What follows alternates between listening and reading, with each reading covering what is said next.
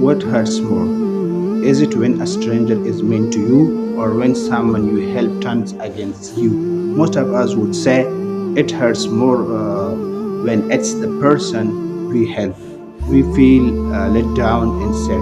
But the great scholar Imam Ghazali said that feeling this way shows we need to change how we think. We feel hurt because we think I did something good for them, they owe my kindness. We think the good deeds belong to us. Imam Ghazali teach us a different way to look at it. It was not you, it was Allah who gave you the money, the strength, or the idea to help. You are the delivery person. Allah chose you to pass His help to someone else. The favor belongs to Allah. You do not own the good deeds. All credits goes to Allah. The next time someone you help treats you badly, do not let it break you. Instead, tell yourself, I do not need a thank you from them.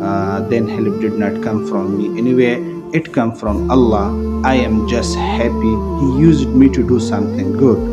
When you think like this, you feel peace, you stop waiting for people to pay you back, and you start looking only to Allah for your reward. Do not help people you want them to love you. Help people because you want Allah to love you. If they are ungrateful, it doesn't change the reward you already earned.